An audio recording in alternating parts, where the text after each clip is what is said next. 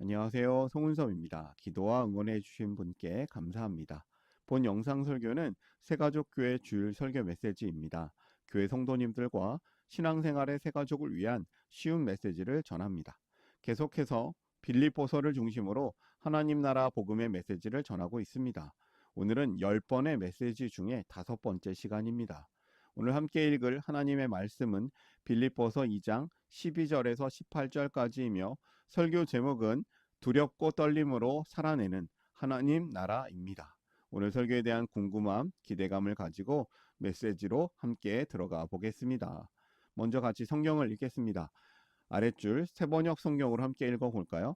그러므로 사랑하는 여러분, 여러분이 언제나 순종한 것처럼 내가 함께 있을 때뿐만 아니라 지금과 같이 내가 없을 때에도 더욱더 순종하여서 두렵고 떨리는 마음으로 자기의 구원을 이루어 나가십시오. 구원을 이루어 나가십시오. 이 빌립보서 편지의 배경부터 다시 설명하겠습니다. 바울이 감옥에 있는 상태에서 빌립보 교회에 보낸 편지이죠. 그래서 12절에서 이렇게 말했습니다. 여러분이 언제나 순종한 것처럼 내가 함께 있을 때뿐만 아니라 지금과 같이 내가 없을 때에도 더욱더 순종하세요. 여기서 중요한 배경이 드러납니다. 바울이 있을 때는 빌립보 교회 성도들에게 직접 지도가 가능했습니다. 그런데 바울은 감옥에 갇혀서 지금은 곁에 없습니다. 그러니 빌립보 교회 성도들은 스스로 신앙을 지켜야 합니다. 즉, 이 편지의 말은 지도자가 없어도 스스로 믿음을 잘 살아내라 라는 뜻입니다. 우리는 구원받았다는 말을 자주 합니다. 그런데 한번 생각해 보세요.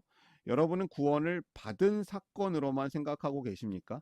아니면 지금도 살아내고 있는 과정으로 이해하고 계십니까? 많은 성도들이 구원을 과거형으로만 이해합니다. 나는 예수 믿고 구원받았으니 끝났다. 그러나 오늘 본문은 우리에게 전혀 다른 이야기를 들려줍니다. 오늘 말씀을 통해서 그 의미를 깊이 있게 살펴보기를 원합니다. 오늘 설교를 위해서 3가지 질문을 준비했습니다. 쉬운 질문이며 답도 쉽습니다. 이 메시지를 듣는 분들에게 도움이 되는 질문이 되었으면 합니다. 하나씩 살펴볼까요? 첫 번째 질문이에요. 바울은 무엇을 이루며 살라고 했나? 말씀을 또 읽겠습니다. 그러므로 사랑하는 여러분, 여러분이 언제나 순종한 것처럼 내가 함께 있을 때뿐만 아니라 지금과 같이 내가 없을 때에도 더욱더 순종하여서 두렵고 떨리는 마음으로 자기의 구원을 이루어 나가십시오. 하나님은 여러분 안에서 활동하셔서 여러분으로 하여금 하나님을 기쁘게 해드릴 것을 염원하게 하시고 실천하게 하시는 분입니다. 두렵고 떨리는 마음으로 자기의 구원을 이루어 나가라라고 합니다. 왜 바울은 이런 표현을 사용했을까요? 이 말의 진짜 뜻은 구원을 받기 위해 노력하라라는 뜻이 아닙니다. 이미 받은 구원이 삶 속에서 드러나게 하라는 뜻이죠. 즉, 믿음이 삶이 되라는 것입니다. 바울은 성도들에게 무엇을 이루며 살라고 했습니까? 돈입니까? 성공입니까? 명예입니까? 아닙니다. 구원을 이루며 살라고 합니다. 우리는 예수를 믿는다고 말합니다. 하나님 나라를 소망한다고 고백합니다. 그런데 문제는 여기에 있습니다. 그 하나님 나라를 실제 삶 속에서 어떻게 살아낼 것인가? 현실에서 하나님 나라를 사는 법이 중요합니다. 성도가 교회 안에서는 믿음 좋은 사람처럼 보일 수 있습니다. 찬양할 때는 은혜로울 수 있습니다. 하지만 월요일의 삶 속에서도 하나님 나라가 드러나는가는 또 다른 문제입니다. 교회에서는 은혜롭지만 삶에서는 전혀 다르다면 아직 구원이 삶으로 이어지지 않은 것입니다. 그래서 바울은 두렵고 떨림으로 라고 말합니다. 여기서 두렵고 떨림은 하나님이 무서워서 벌벌 떠는 공포가 아닙니다. 이 말은 하나님 앞에서 진지하게 살아가는 태도입니다. 가볍게 신앙생활하지 않는 겁니다. 대충 믿지 않는 겁니다. 하나님 나라를 실제 삶 속에서 살아내려는 거룩한 긴장감이 이 표현 가운데 있습니다. 첫 번째 메시지를 정리합니다. 구원을 이루라. 하나님 나라는 살아내는 것입니다. 성도는 구원을 삶으로 이루어 가야 하겠습니다. 그런데 이 구원에 대한 오해가 되는 문장이기도 해요. 이 빌립보서 2장 12절 13절은 매우 중요한 말씀이에요. 근데 자주 오해가 되기도 하는 구절입니다. 이 말씀은 하나님께서 우리의 신앙과 삶 속에서 실제로 역사하신다는 놀라운 선언입니다. 이 말씀이 그런데 극단적으로 해석될 때 몇 가지 중요한 오해를 낳기도 합니다. 그래서 바르게 이해하는 것이 중요합니다. 스스로 구원을 얻어라라는 오해. 여기서 이루어 나가다라고 번역된 헬라어는 이미 존재하는 것을 계속 작동시키고 나타내는 의미를 가집니다. 없는 구원을 새로 만들어내라는 뜻이 아니라 이미 받은 구원이 삶 속에서 드러나게 하라는 뜻이죠. 바울은 13절을 통해서 인간의 노력 이전에 하나님이 먼저 일하고 계심을 강조합니다. 앞에서 설명한 것처럼 구원을 잃을까봐 벌벌 떨어라라는 뜻이 아니라 삶 속에서 진지하게 살아내라는 뜻이죠. 두 번째 오해가 있습니다. 나는 아무것도 안 해도 된다는 오해. 반대되는 오해죠. 하나님이 다 하신다는데 내가 굳이 애쓸 필요가 있을까? 그러나 바울은 바로 또 앞절에서 이렇게 말했습니다. 두렵고 떨리는 마음으로 구원을 이루어 나가십시오.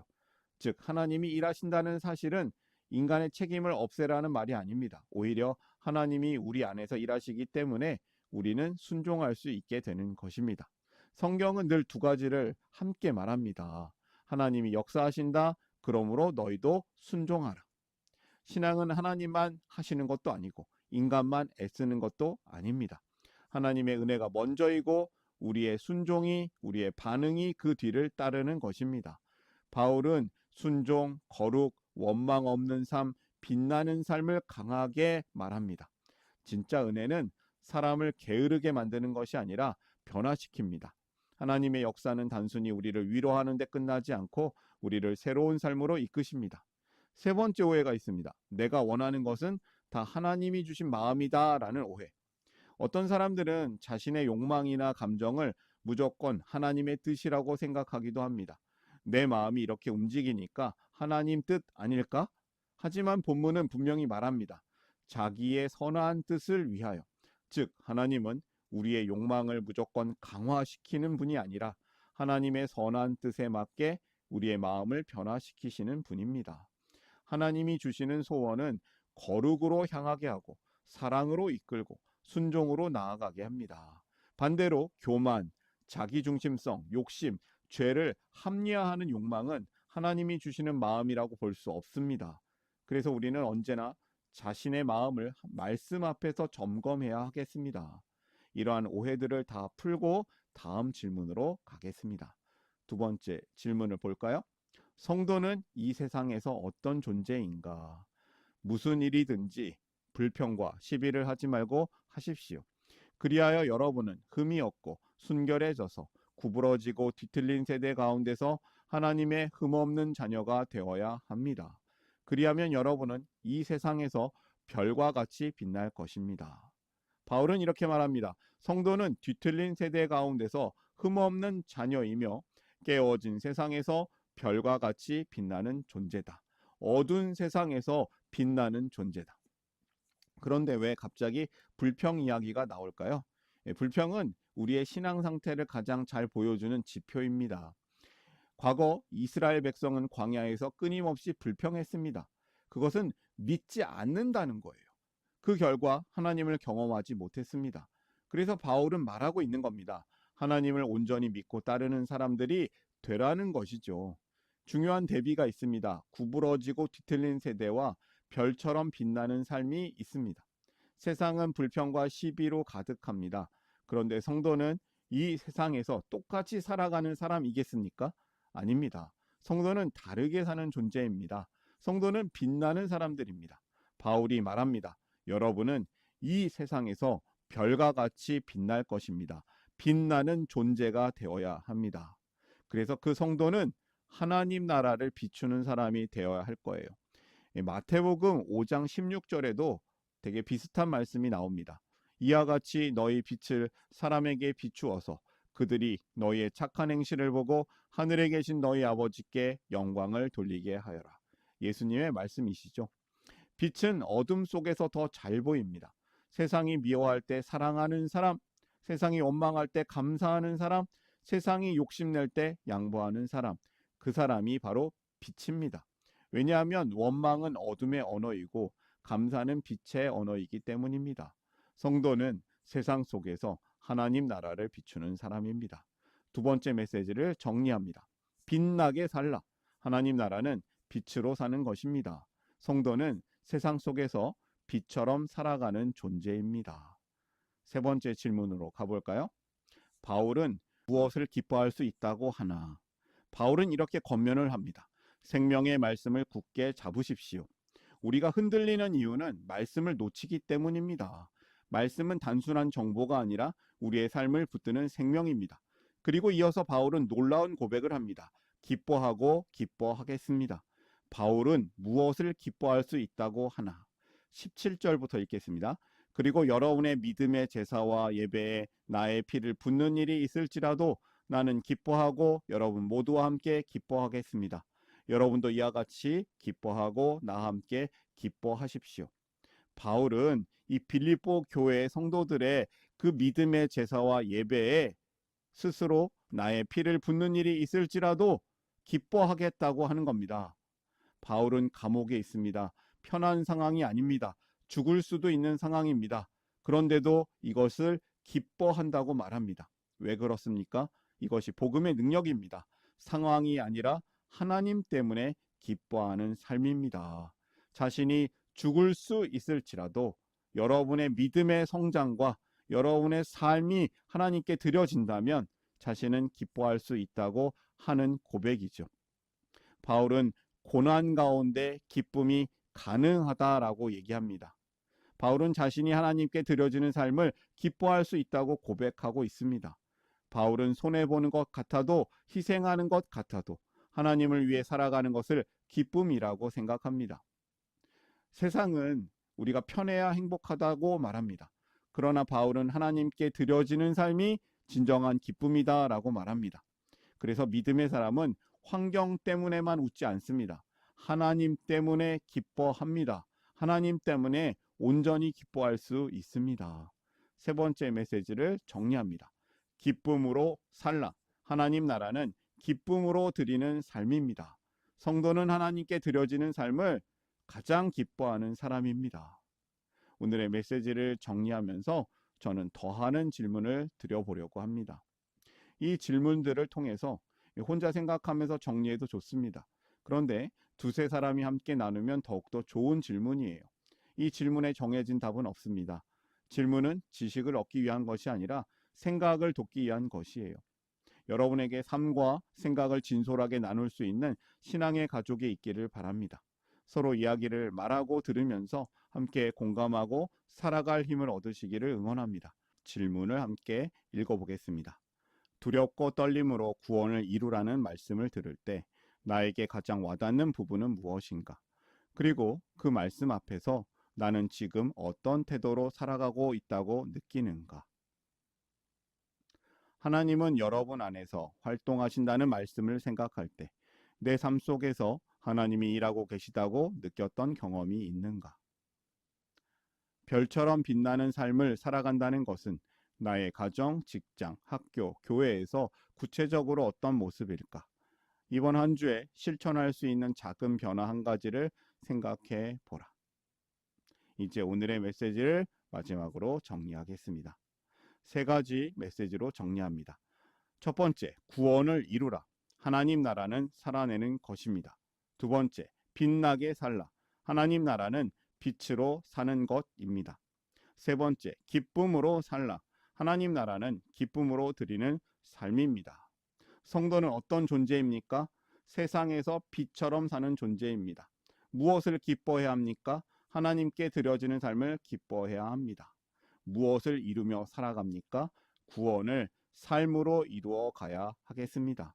하나님 나라는 말로만 존재하지 않습니다. 삶 속에서 드러납니다. 오늘도 두렵고 떨림으로 진지하게 하나님 앞에서 빛으로 살아가는 하나님 나라의 백성이 되기를 소망합니다. 오늘의 메시지를 마음에 담고 삶으로 결단하면서 함께 기도하기를 원합니다. 기도하겠습니다.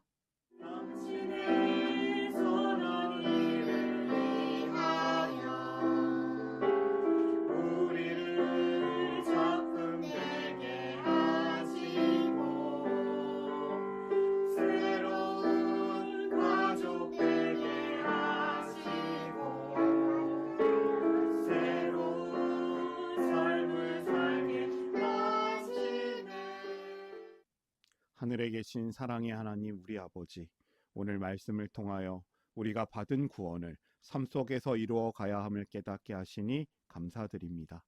아버지의 이름이 우리의 삶 가운데서 거룩히 여김을 받게 하시고 우리의 생각과 말과 행동이 주님의 영광을 드러내기를 소망합니다. 아버지의 나라가 우리 안에 임하게 하시고 우리의 공동체가 불평과 다툼이 아니라 사랑과 순종으로 세워지기를 기도합니다. 아버지의 뜻이 우리의 삶터에서도 이루어지게 하시며 두렵고 떨림으로 하나님 나라를 살아내기를 원합니다. 오늘 우리에게 필요한 은혜를 주시고 선한 뜻을 이루시는 하나님의 일하심을 믿습니다. 우리가 서로에게 원망하고 다투었던 것을 용서하여 주시고 우리도 서로를 용납하며 세워주는 삶을 살기를 기도합니다. 우리를 시험에 들게 하지 않게 하시고 불평과 자기중심적인 마음에서 건져주시며 생명의 말씀을 굳게 붙들고 살아가게 하옵소서. 어떤 상황 속에서도 기쁨을 잃지 않게 하시고 주님 안에서 항상 기뻐하는 삶을 살게 하소서. 온 우주의 모든 나라와 권세와 영광이 영원히 아버지의 것입니다. 예수 그리스도의 이름으로 기도드립니다. 아멘. 하나님 나라 여기 있네. 하나님 나라 함께 사네. 예수님 노래합니다. 예수님 찬양합니다.